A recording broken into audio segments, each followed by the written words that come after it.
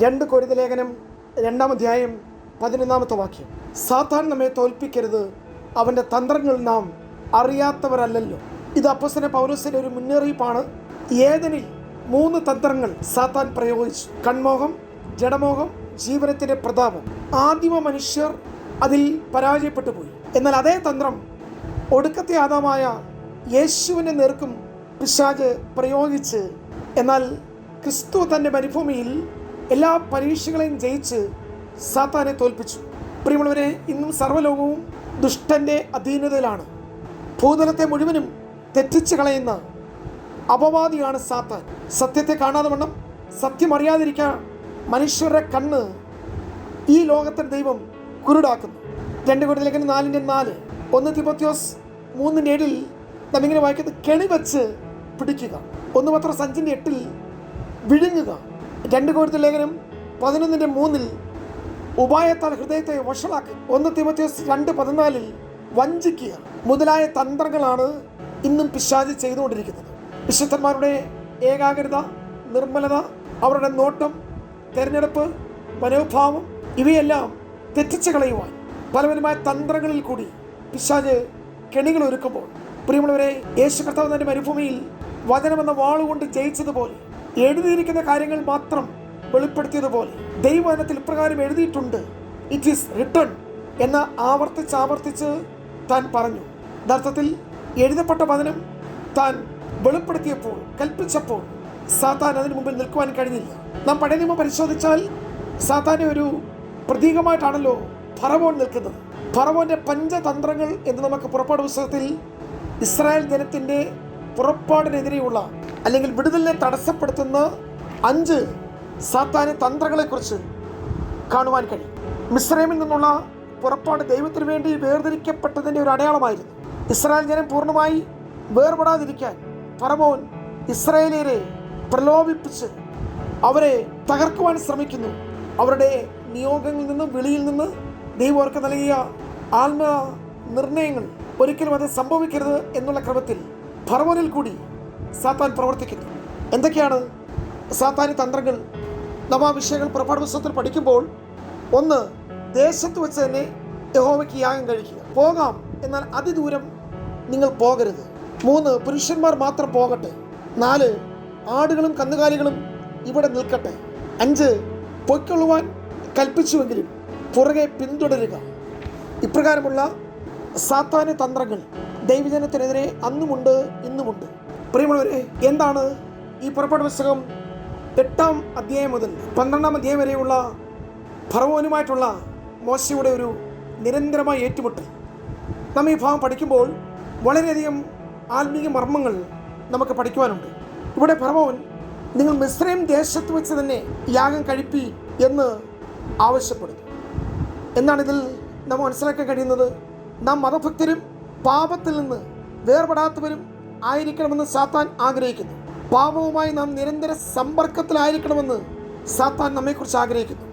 ദൈവജനം വേർപാടിലും വിശുദ്ധിയിലും തന്നെ ആരാധിക്കണമെന്നുള്ളതാണ് ദൈവത്തിൻ്റെ അത്യന്തികമായ ആഗ്രഹം. അത് പാടില്ല എന്നുള്ളതാണ് പിശാചിൻ്റെ തന്ത്രം.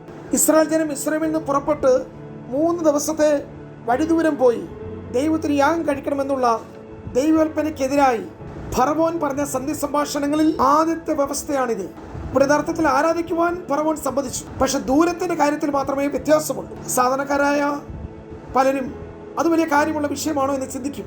എന്നാൽ ഫറവോനുമായ ഒരു ഒത്തുതീർപ്പിനും മോശ തയ്യാറായില്ല. മിസ്രൈമിനും ഇസ്രായേലിനും തമ്മിൽ ആരാധനയ്ക്ക് അതിന് മധ്യത്തിൽ 3 ദിവസത്തെ വഴിദൂരം ഉണ്ടാകണമെന്ന് മോശ തറപ്പിച്ച് തന്നെ പറഞ്ഞു.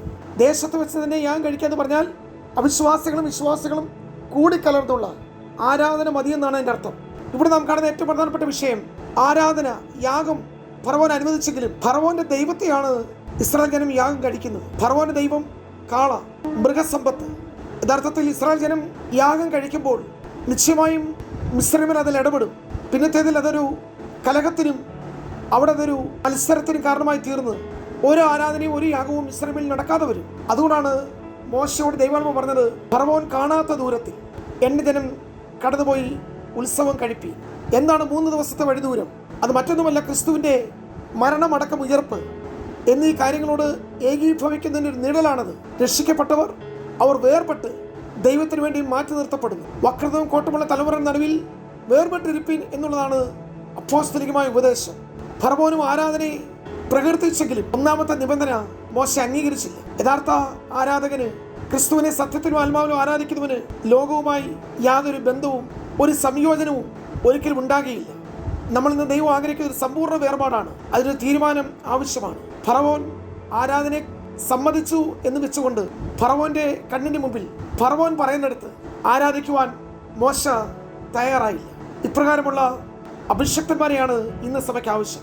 ലോകത്തിൻ്റെ സമ്മർദ്ദങ്ങളിൽ വഴിപ്പെടാതെ, ലോകത്തിൻ്റെ ആധുനികമായ സംവിധാനങ്ങളിൽ സ്വാധീനിക്കപ്പെടാത്ത, ലോകം മുന്നോട്ട് വെക്കുന്ന ആശയങ്ങളിൽ ആകർഷിക്കപ്പെടാത്ത, കർത്താവിന് വേണ്ടി മാറ്റി നിർത്തപ്പെട്ട, വേർതിരിക്കപ്പെട്ട ഒരു മണവാട്ടി, ഒരു നിർമ്മല കന്യക, ലോകത്തോട് മാലിന്യപ്പെടാത്തവർ, അതെ, അവരാണ് യഥാർത്ഥ ജീവനുള്ള ദൈവത്തിൻ്റെ ആരാധകർ.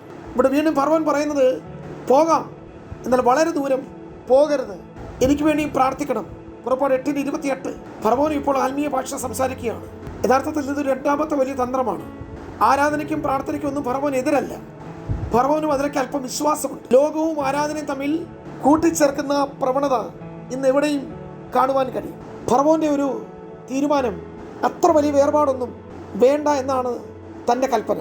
പ്രിയമുള്ളവരെ, ക്രിസ്തീയ വിശ്വാസ അനുഷ്ഠാനങ്ങൾ കേവലം യാന്ത്രികമായി മാത്രം ചെയ്യുന്ന ഒരു കീഴ്വഴക്കമല്ല. അത് കേവലം ആചാരത്തെക്കാൾ, കർമ്മത്തെക്കാൾ, കൂദാശയേക്കാൾ, പാരമ്പര്യത്തെക്കാൾ ആരാധന സ്നേഹത്തിലാണ്, നൽകുന്നതാണ്, കൊടുക്കുന്നതാണ്, അർപ്പിക്കുന്നതാണ്, സമർപ്പിക്കുന്നതാണ്. ഇവിടെ ഫറവോൻ പോകാൻ അനുവദിച്ചു. പക്ഷെ ഇപ്പോഴും നിയന്ത്രണം, സ്റ്റിയറിങ്, എത്രമാത്രം പോകാമെന്നുള്ള അനുവാദം ഫറവോൻ്റെ നിയന്ത്രണത്തിലാണ്. കാരണം ഒരു കർമ്മമായി, ആചാരമായി ആരാധന കഴിച്ചു. പക്ഷെ മിസ്രൈമിന്റെ സ്വഭാവവും രീതികളും ശൈലികളും മിസ്രൈമിൻ്റെ ഭാഗമായി ഇവിടെ ജീവിക്കുകയും ചെയ്തു. നിങ്ങൾ ആരാധിച്ചു, പക്ഷെ ജീവിതം കൊണ്ടും സ്വഭാവം കൊണ്ടും പ്രവർത്തന രീതികൾ കൊണ്ടും നിങ്ങളുടെ മാനുഷിക ഭാവം കൊണ്ടും ശൈലി കൊണ്ടും മിസ്രൈമിനെ പോലെ തുടരുവാൻ അല്പദൂരം ഇപ്പോഴും എൻ്റെ നിയന്ത്രണത്തിൽ തുടരുവാൻ ഫറവോൻ നിർബന്ധിക്കുന്നു. പക്ഷേ ആ തന്ത്രത്തിലും മോശ സ്വാധീനിക്കപ്പെട്ടില്ല. ഇവിടെ ഫറവോൻ ആരാധനയ്ക്കും പ്രാർത്ഥനയ്ക്കും ദൈവഭക്തിക്കൊന്നും എതിരല്ല. പക്ഷേ നിങ്ങൾ വീണ്ടും മിസ്രൈമിലേക്ക് തിരിച്ചു വരണം. വലിയ വേർപാട് വേണ്ട, അത്ര വലിയ ഭക്തിയൊന്നും ആവശ്യമില്ല. ഇപ്പോഴും നിയന്ത്രണവും സ്വാധീനവും കർത്തൃത്വവും തീരുമാനവും എല്ലാം ഫറവോൻ്റെ കൈകളിലാണ്. ഇത് വലിയൊരു തന്ത്രമാണ്. പക്ഷെ മോശ ഈ തന്ത്രത്തിൽ വഴിപ്പെട്ടില്ല. ഇസ്രായേൽ ജനത്തെ പുറത്തു കൊണ്ടുവരുവാൻ മോശ വീണ്ടും ദൈവത്തിൻ്റെ ആലോചന അറിയിച്ചുകൊണ്ടേയിരുന്നു. പ്രിയമുള്ളവരെ, അടുത്ത പ്രധാനപ്പെട്ട 3 പൈശാചിക തന്ത്രങ്ങൾ ഇന്ന് പഠിക്കേണ്ടതായിട്ടുണ്ട്. ക്രിസ്ത്യ ജീവിതം ഒരു യാത്രയാണ്. ഈ യാത്രയിൽ നമ്മുടെ ലക്ഷ്യത്തിൽ നിന്നും നമ്മെ പിന്തിരിപ്പിക്കുക എന്നതാണ് സാത്താൻ്റെ പരമപ്രധാനമായ ഉദ്ദേശം. ആയതിലേക്ക് പല തന്ത്രങ്ങളും അവൻ പ്രയോഗിക്കും. അതൊരു സാധാരണ സംഗതിയാണ്. ദൈവജനത്തുള്ള ബന്ധത്തിൽ അപവാദിയും ശത്രുവുമായി പ്രവർത്തിക്കുന്ന സാത്താൻ്റെ തന്ത്രത്തെ നാം തിരിച്ചറിയണം. എന്നെങ്കിൽ മാത്രമേ നമ്മുടെ വിശ്വാസ ജീവിതത്തിൽ ഓട്ടം വിജയകരമായി ഓടി പൂർത്തീകരിക്കാൻ നമുക്ക് കഴിയുകയുള്ളൂ.